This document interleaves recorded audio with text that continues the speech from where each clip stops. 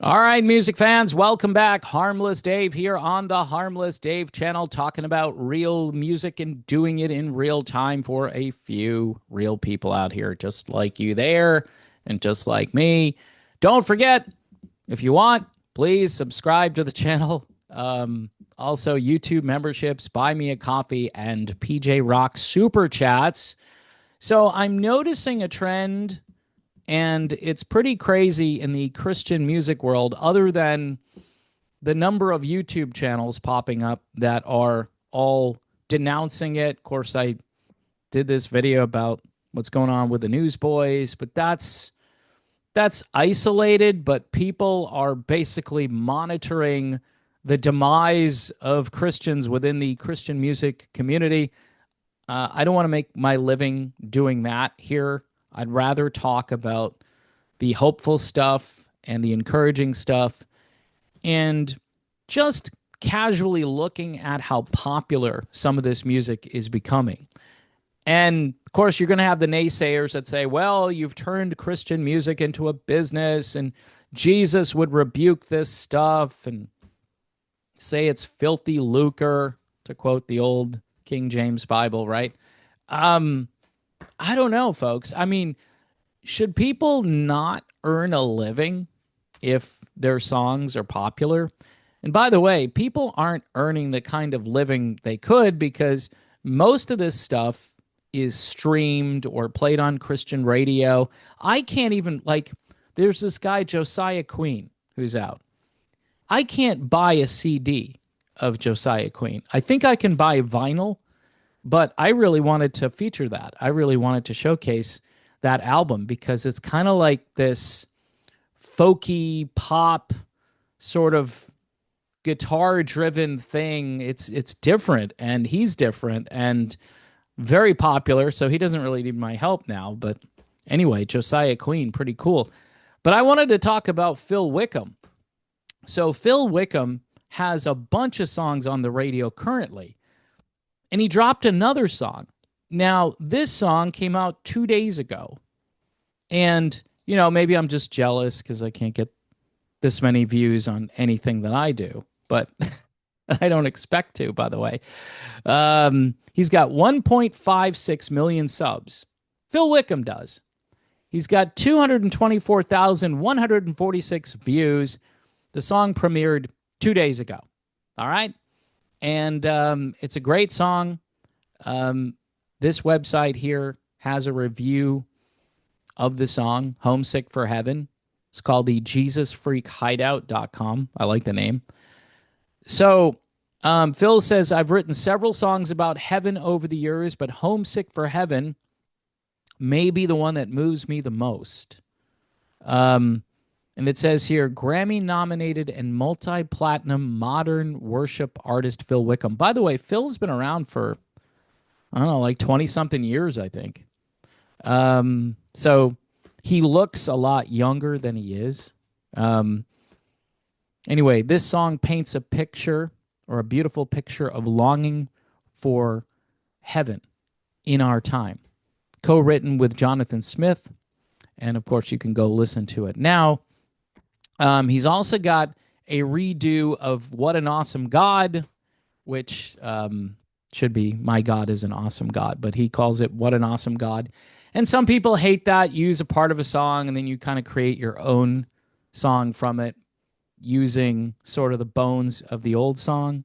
Chris Tomlin likes to do that. There are other people that have done that. And, the real hardcore folks, they don't like that. And I understand. I get it. It's just, I totally understand. But I'm just blown away by how popular these songs are. The King is in the Room is another one that's out there. And people will say, well, this is all cookie cutter stuff and it all kind of sounds the same. And it lacks some of that old school feeling, but I can listen to it. I can't listen to a lot of modern pop music today. I can't listen to a lot of country music today. And the beauty of all this is that the song is about something that I think is important.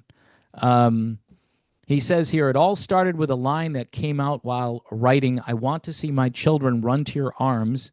That image lit something inside of me, a deep ache and a deeper tone.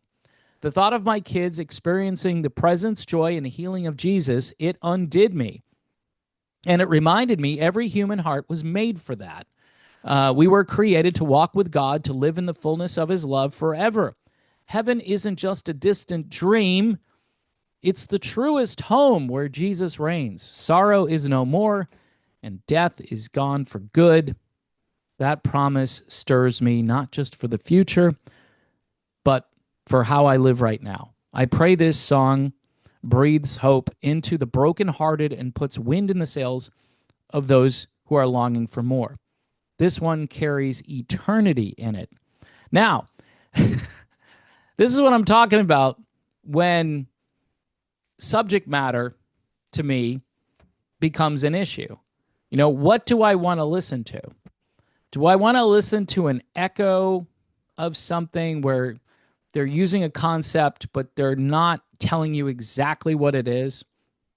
Like I talked about the new song by the band Styx, and there's a thing going on in that song, and people are starting to question their mortality, or they're starting to question what's next, or who we've become, or what is happening next. And here's a guy giving you hope, saying, I'm homesick for heaven, and spelling it right out there. And a lot of people are gravitating toward this music. Now, again, the naysayers, as far as Christian music goes, today's Christian music, I've got a lot of folks that like Christian music from the 80s and the 90s. Some people believe during the 90s that was the golden era of CCM. A lot of times, though, in the 90s, you didn't really know what they were singing about.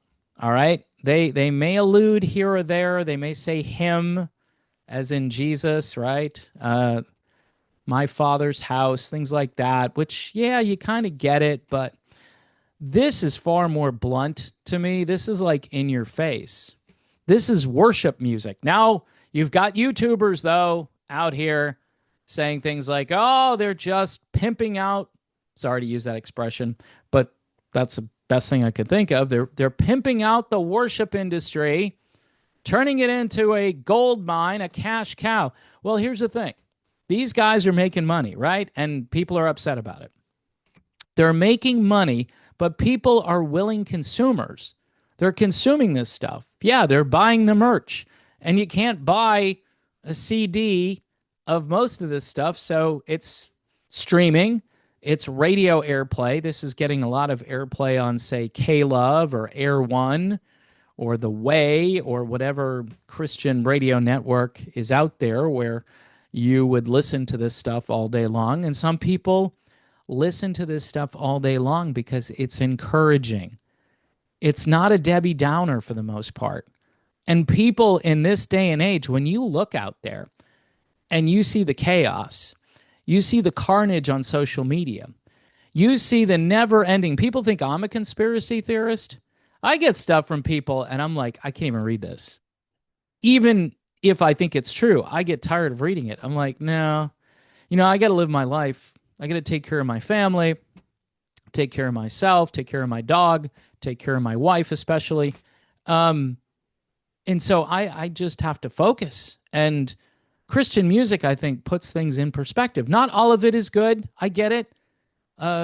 Some people like a couple of different things, and some people think it all stinks and it's all cookie cutter crap. And I'm kind of not where I used to be on that.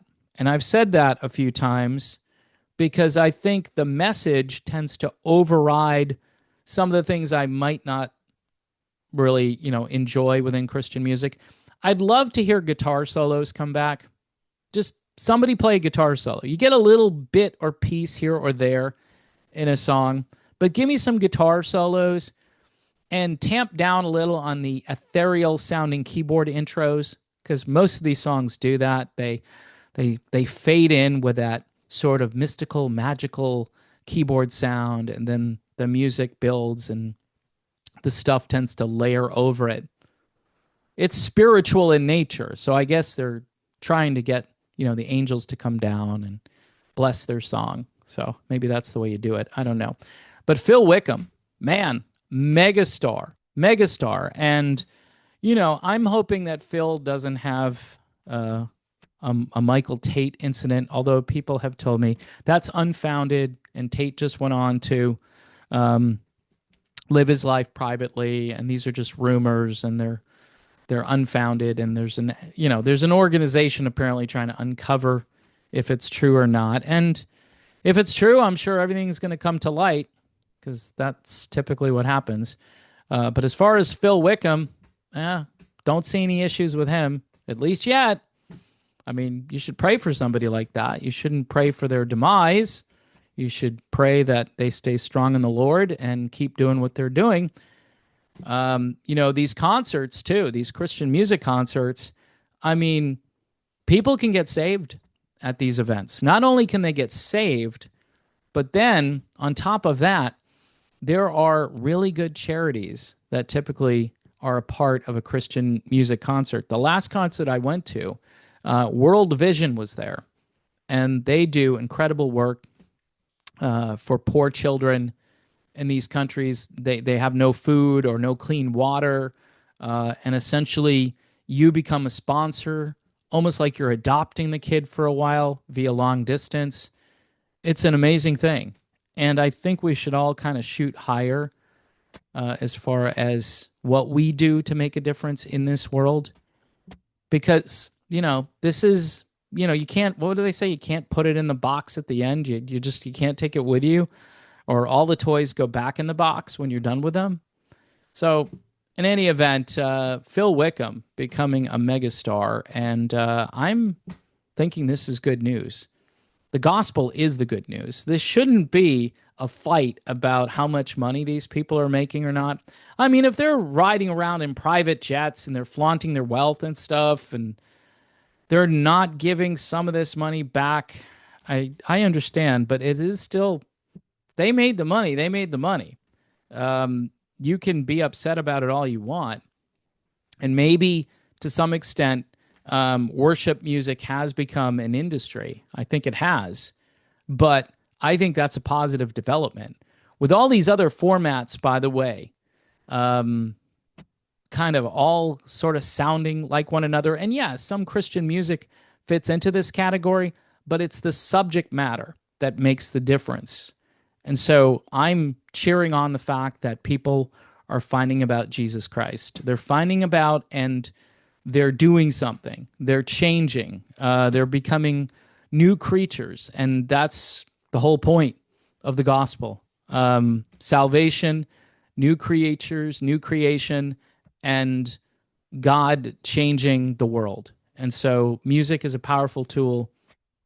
Phil Wickham is a very powerful, gifted artist, and we should be thankful that there are people out there who can carry this message and do it in a way that is truly impactful. So anyway, just me rambling on here. Thanks again, everybody. Don't forget, if you want to help the channel, Patreon, Buy Me a Coffee, YouTube memberships, and PJ Rock Super Chats. Kind of stumbling over my words here, but I'm really pumped up about the fact that this kind of music, 224,000 views in 2 days. And yeah, Phil Wickham is a big deal. And maybe not everybody who puts out a song like that has that kind of success, but I think this is awesome. So there you go.